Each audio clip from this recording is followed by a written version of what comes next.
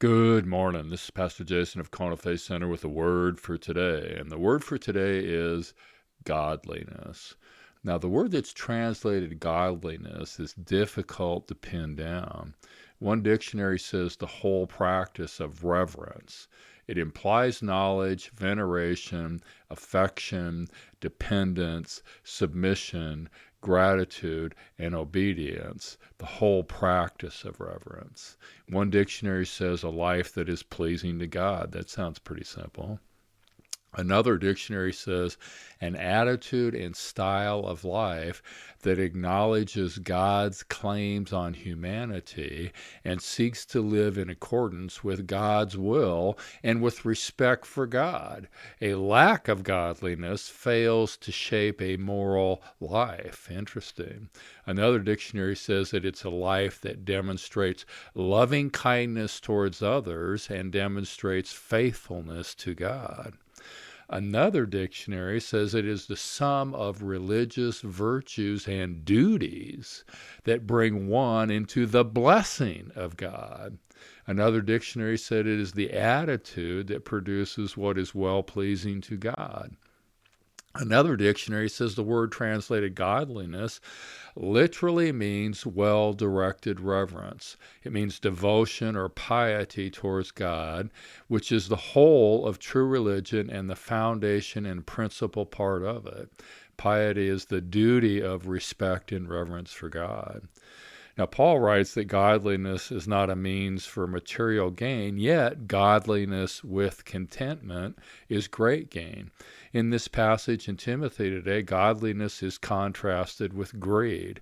Greed is one of the 7 deadly sins. That's pretty funny to me because all sin leads to death, but there are 7 deadly sins. Greed is one that is mentioned with regularity as a real killer in the Bible.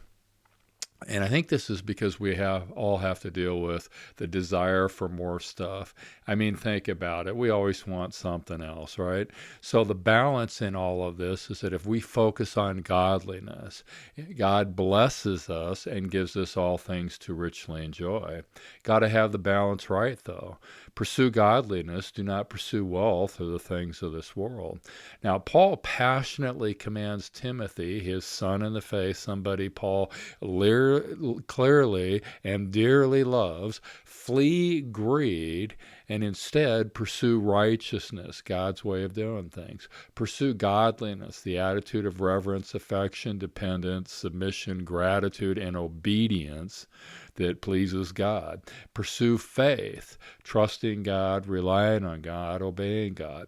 Pursue love, the commitment to help someone be who God made them to be, the commitment to help someone do what God made them to do.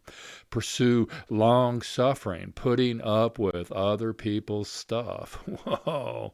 Pursue gentleness, responding to God in obedience without debate or resistance. All of this means that we're going to have to fight the good fight of faith.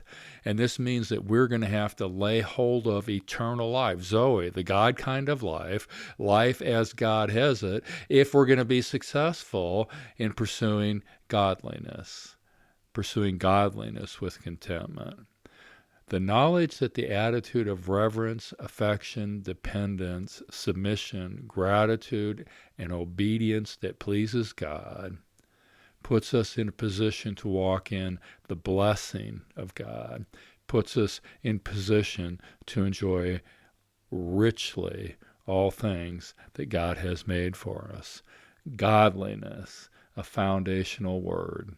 The word for today is godliness. God bless. Check in tomorrow.